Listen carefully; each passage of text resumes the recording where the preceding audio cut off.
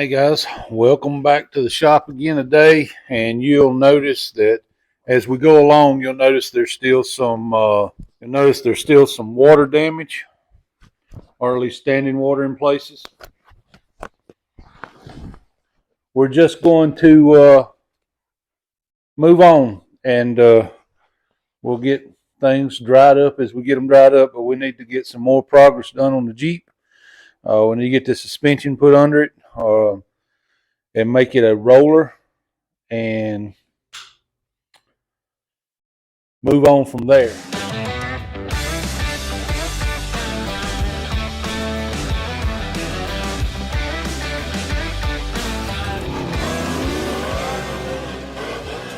I'd say it's a nut job. Um, we have the new springs here. Again, everything's going to be cleaned off, hit with a little scuff pad, and repainted. But right now, we're going to put it under here so the Jeep's a roller again, and we get it up. And let's just see how much it actually picks it up off the ground. Um, we do have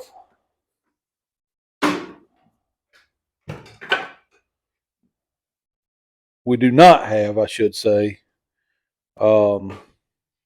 longer brake lines and things of that nature that we will want to put in for that. Also, I am not going to for right now. We're going to reuse these shackles, but eventually I'm changing these shackles before we put the rest of the body and all back on because I don't like them. They're stock Jeep shackles, but I just don't like the way they flex. So we're going to ditch those.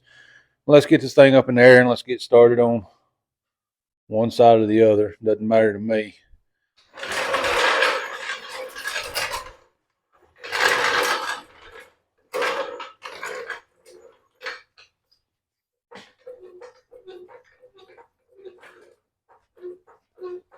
Again, keep in mind, we are just putting this lift under it to make it a roller again, take care of the tires and things. And then we will come back, pull it back off, and sand, paint, clean the frame up, do all that. I just need to know kind of what this thing's going to do so we know exactly what size tire we can run. And I set a jack stand somewhere. Remember, when doing this, you want to set your jack stand on something that is not the spring and is not the suspension in any way. You need to be able to let her droop, is what I'm saying. Actually, I'm going to go a little higher just because I really don't know how much this new spring is going to pick it up. We know what it's supposed to pick it up, but as we said in the last video,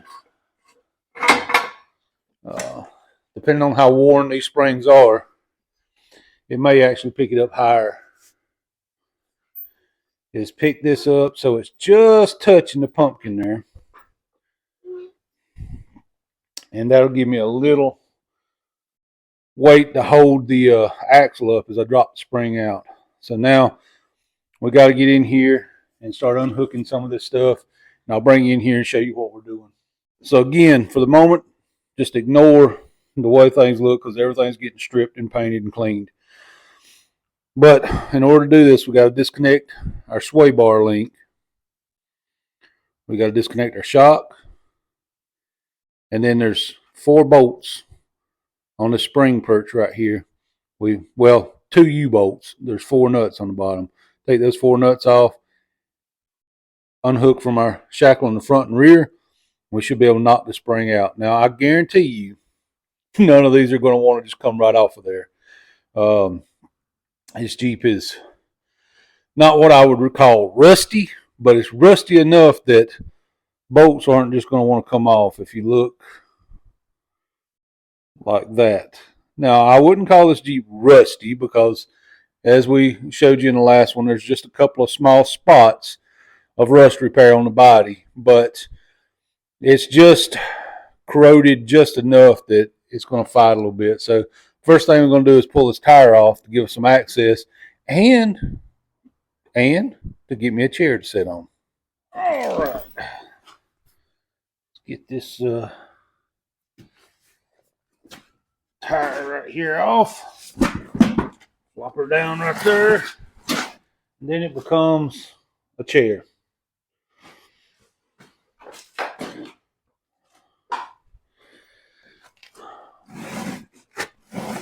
Right there. While we try to undo all of this stuff, which I can guarantee is not going to want to come off. Try to help it along a little bit right here.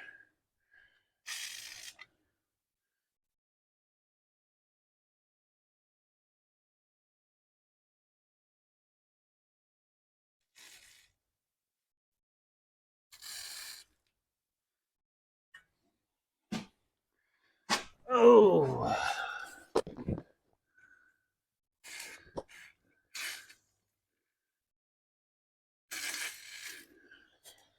Okay. Much soaked down everything. I'm going to go ahead and spray this other side too, since we know eventually we're going to be over here.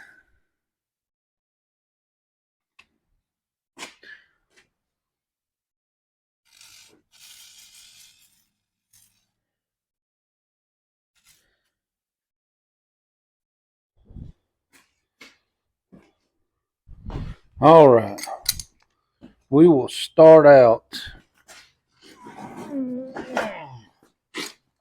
We will start out here, I think, with the shock. We can get the shock off. And I may have underestimated the size of that. Okay, let me grab a different socket. All right.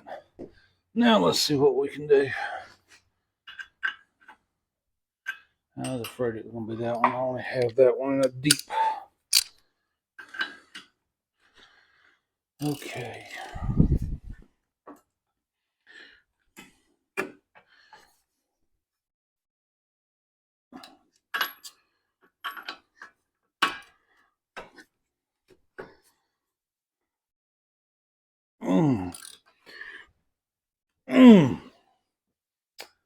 That's no bueno. Need a bolt.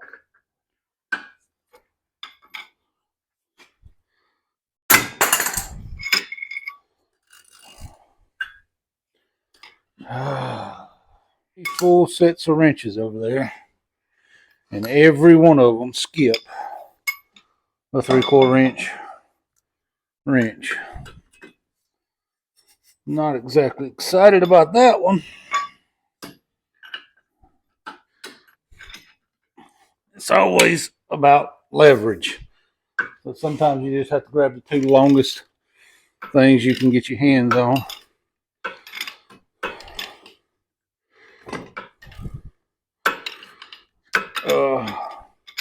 We will not be reusing this hardware, by the way. It's going to be getting all new grade 8.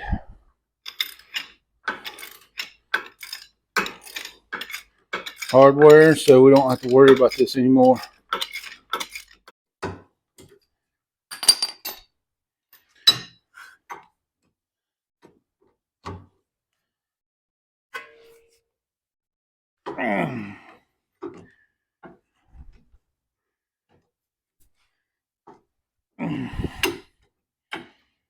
Let me go ahead and get this sway bar link off.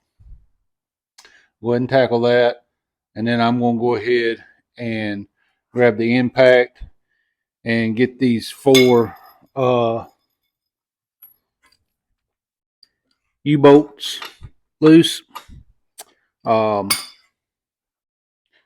then I'll bring you back in here when we get ready to drop this old spring out. And then we'll kind of see what we're looking at after we do that. Be right back. once again, we got to tear down before we can rebuild. All the old stuff has to leave. There's stuff that we didn't think we was going to have to replace that we definitely will. This is the sway bar link bushing. You can see there's nothing. You can get the camera in there. There's really nothing left of it. I mean, there's the upper one. It's just garbage. So we finally got the plate off. So now the spring is just hung by the hanger in the front and the back. We'll get it off.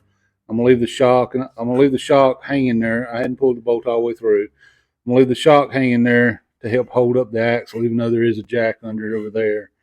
Also, I'm gonna leave the steering stabilizer connected because we're gonna replace it. Because if you look right here, it goes this way, and the bolt's over here, so it's bent.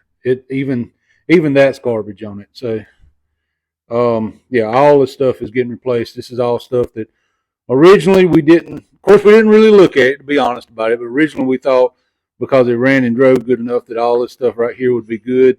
But all this stuff right here is getting replaced too. So basically, if it's rubber, it's going to get replaced on this thing because it's all just garbage.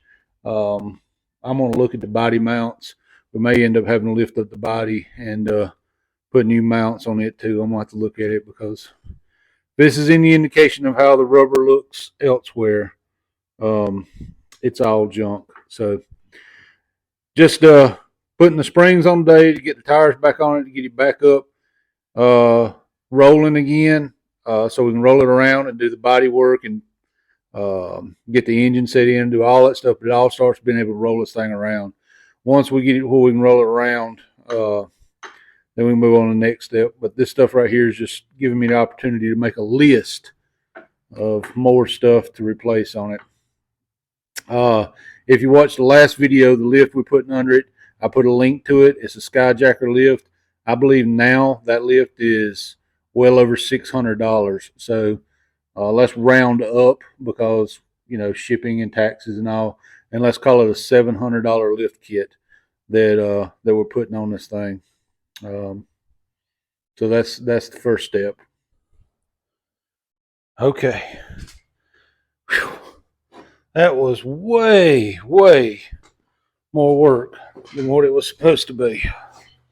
But I guess then they always are, right?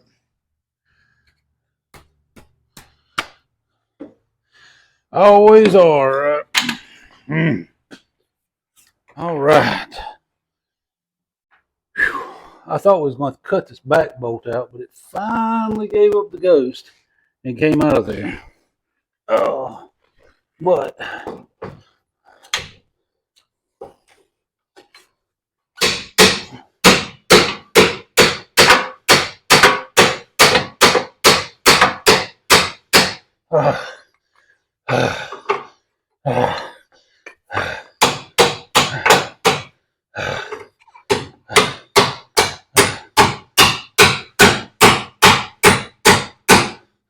whew. All right.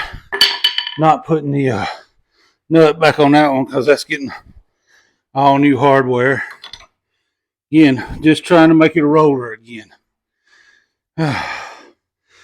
One of them deals where we're going to work all day just to get back to where we were when we started. Whew.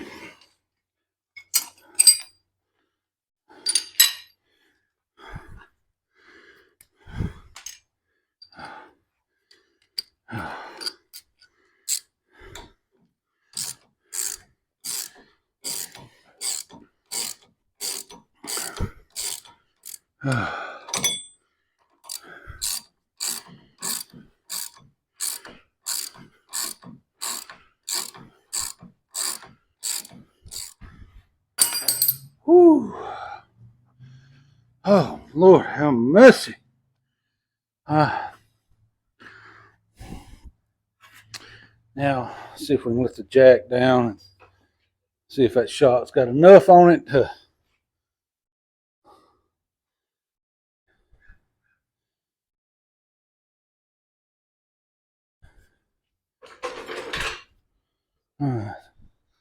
Let's see. hopefully the shock has enough on this to figure out. It takes a little wiggling sometimes to get everything to go where it wants to. To do that, you got to think outside the box a little bit. This axle needs to go back just a hair. Not a lot, but just enough to where it can fall on that pin. Now, there's a few ways to do it. You can undo the other side and try to get some motion in there. You can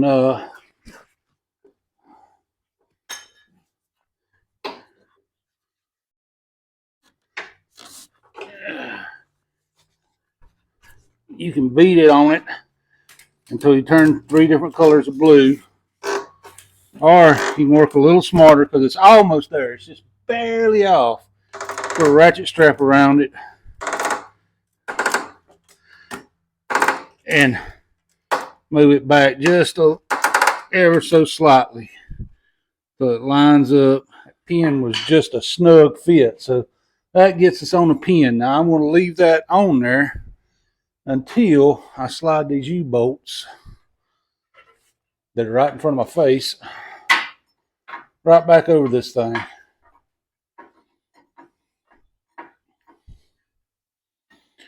Now, of course, we have new U-bolts, but again, I know all this is coming back apart, so I'm not.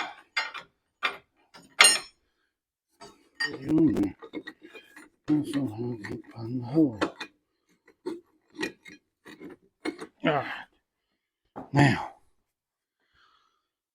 whew. Snug those back up, and then I can release the ratchet strap. Then we'll jack this side up, stick the tire back on it, and rinse and repeat. We'll do the other side exactly the same way and see how much it's picked up the front end. We know we were at 22 inches before we done this. We also know that we won't really know the exact height till we get it on the back of it, which we'll do next. But we can get an idea of how much this 3-inch lift actually lifted this Jeep. Well, there we go. We have now put a 3-inch lift on the front of this Jeep, and it actually lifted it right around 3 inches like it's supposed to. So I guess the springs wasn't as worn out as I thought they would be. But what we do know now for sure is that every piece of rubber on this thing is going to be replaced. All the bushings and stuff are just completely wasted on this thing. So it's going to get, it's already got new bushings and springs because, well, they're new. It's going to get new sway bar end links, bushings. It's going to get new steering shock. It's going to get, I think that's about all the rubber on it. Well, yeah, that's about all the rubber bushings on the front, you know, tie rod ends and things like that. I'm going to have to get a dropped pitman arm for it. I did not think about that originally, and that's my fault. I did not think about the drop pitman arm. If somebody happens to have a pitman arm, it's got a 2 to 3 inch drop on it, let me know. 3 would be preferred. I'll take a 2 inch. But if you have a drop pitman arm for a Jeep CJ, let me know. Reach out.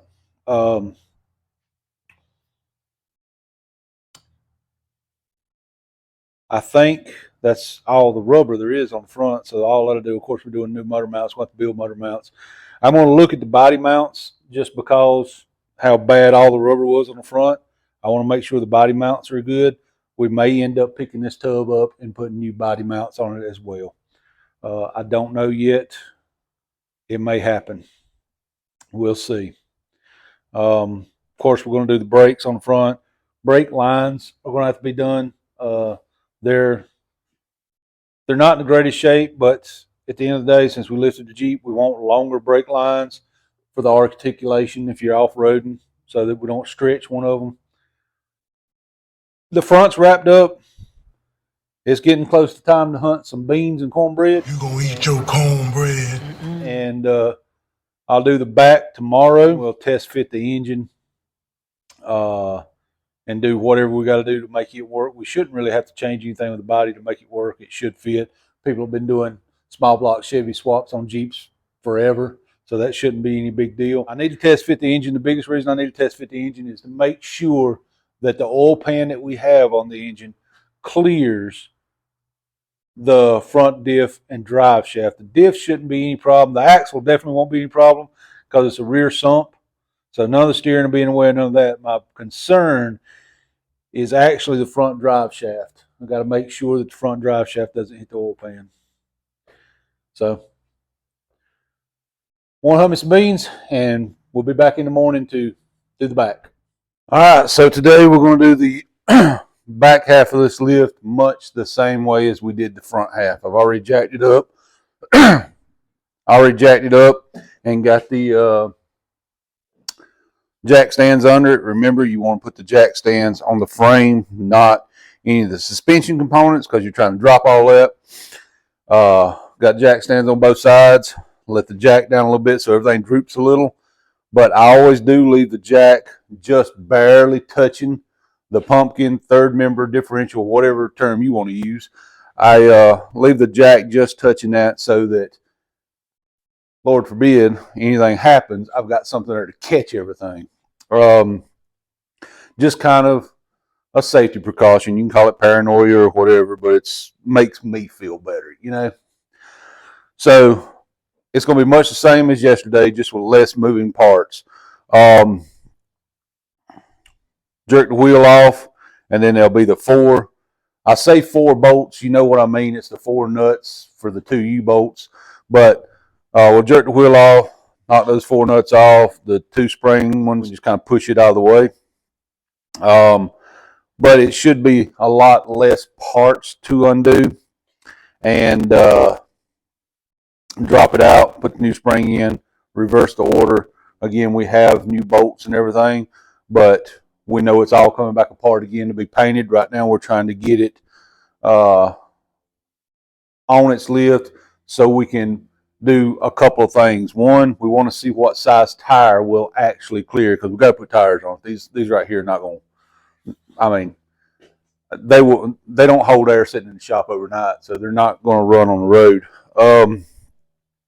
So we're going to have to put tires on it. So put the lift on it to see how much room we have, to see if we can run a 33 or if maybe we need to run a 32. If we need to run a 32, I actually have a set of pretty decent 32s that I can put on here. If we got to go to 33s, I'll have to find some tires. But we don't know yet. Keep in mind, if you've done stuff in the past, like say a truck, and you've put a 3-inch lift on a truck and it cleared 35s, that doesn't necessarily translate uniformly across the board. The shape of the wheel arches, the articulation of the suspension, how much turning is allowed in the shape of that, and the distance, the inner wheel tub, all this stuff comes into play. Offset of the wheels, everything comes into play. So a 3-inch lift on a pickup truck that clears 35s, on an XJ, for example, a 3-inch lift would probably clear 31s, because XJs are terrible as far as how much you have to lift one.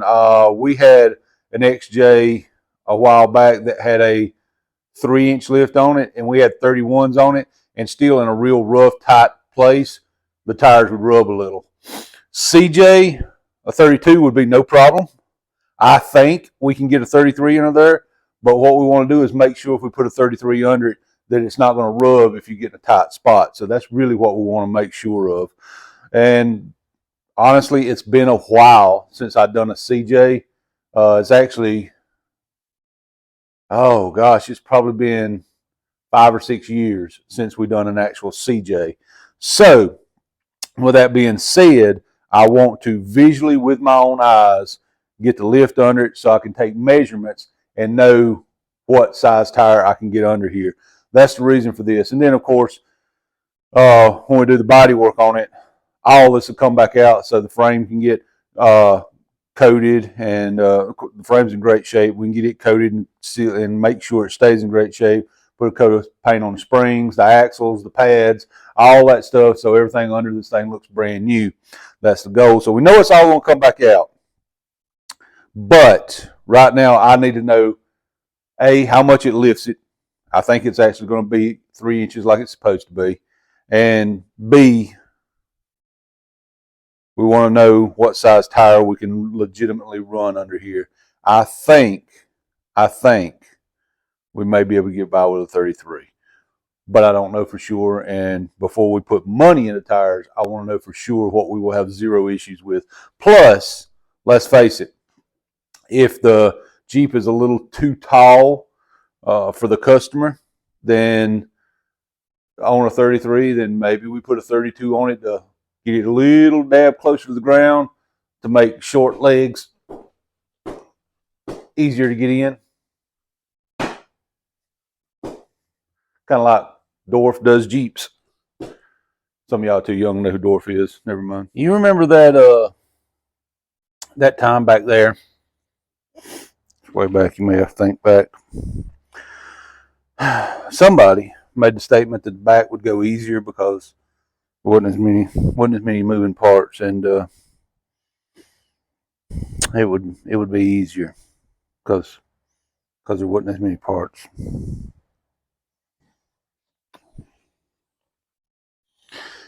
Well, whoever said that was an idiot and completely jinxed the process. Yeah.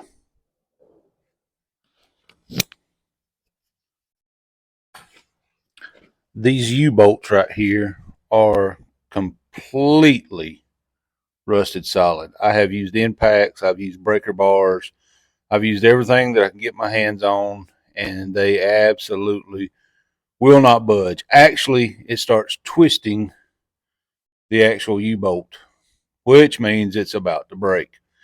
So I'm going to have to cut the U-bolts off in order to get the spring out, which is something I was not planning on doing because, again, we was planning on just swapping this stuff out real quick, which now means that I'm going to have to go further into the rear end of this project than I had planned to at this moment. But it's something we were going to do anyway, so it's like a catch-22, you know. Go ahead and do it, and then we don't have to worry about it. But crap. Yeah, shouldn't have never said that this side was going to go easier. Good thing is, bolts here came out. It's just the U-bolts. Yep. Pretty sure the guy that said this side would be a lot easier probably needs to be kicked in the nuts. But hey,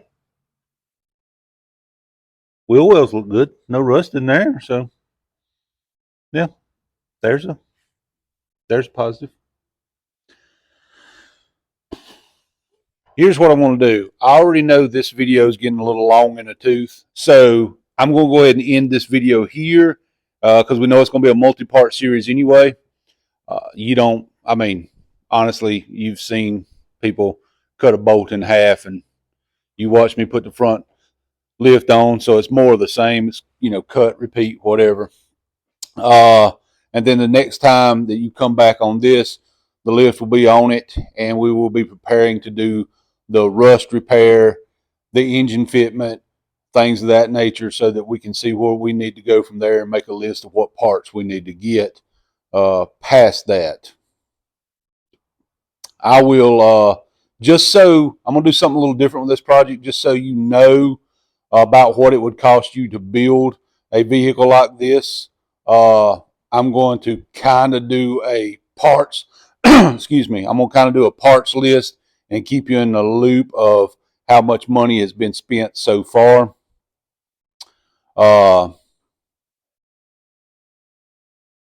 this Jeep is actually for some friends of mine, so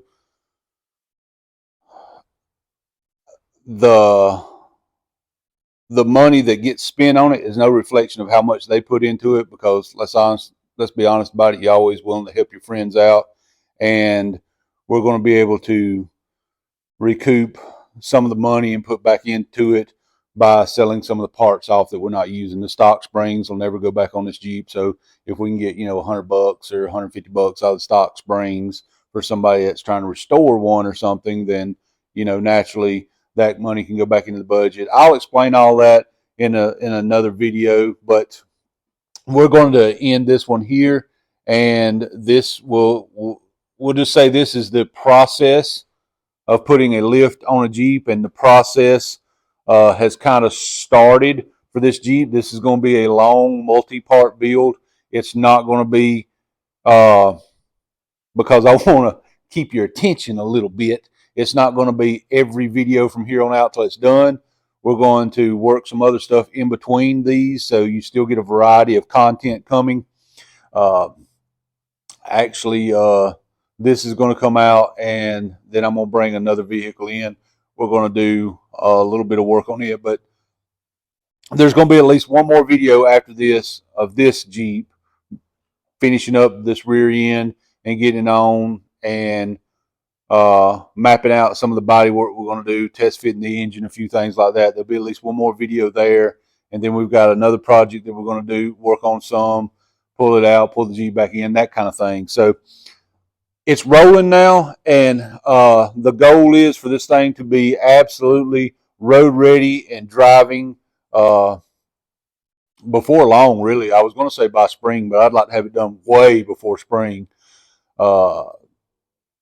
But we'll see. It all depends on parts availability and what we can get our hands on and how fast we can get our hands on some parts, because we've got a buttload of stuff to get in here, and we still got more to take part on it and fix. So I hope y'all enjoy the build series. I hope y'all will follow this series and see this Jeep become something that is freaking awesome, because we have a vision, or at least I hope my vision matches theirs. I have this vision in my head of what it's going to be. I already have the picture painted. I just got to get out my little easel and art project and actually put it on paper. But I have a vision in my head of what this thing's going to be.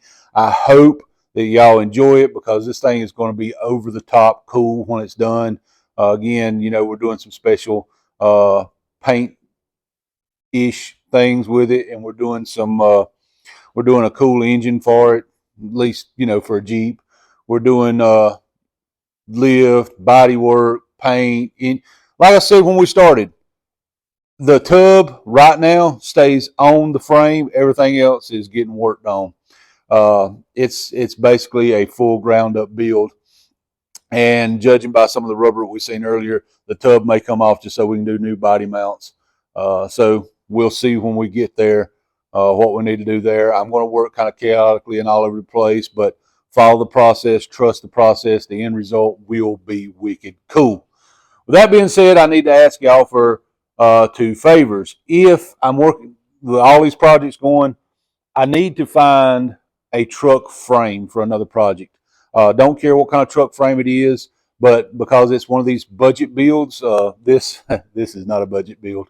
Because it's one of these budget builds, I need it as cheaply as I can possibly get it. Bare frame would be okay. I would prefer a rolling frame if you had one. Do not care what it came out from under. Don't care what suspension's under it. I just need a frame as cheaply as I can get it. I also need a blue bench seat, blue in color. That is the important part. It needs to come out of a full-size truck or, older car like a LTD or whatever, Galaxy, whatever. But I need a blue bench seat. If you have either one of those, please let me know. Until next time, I hope y'all enjoy. Hope y'all remember to subscribe, like, and follow, comment down below, whatever you want to comment, I guess. And God bless y'all. I hope the Lord blesses you more today than he did yesterday. Y'all hang in there. It's going to get good. We'll see you on the next one. Turn in next time to find out if our bearded hero can save the U-boats. Is he going to be the hero of our story? You'll have to tune in next week to find out how our saga continues.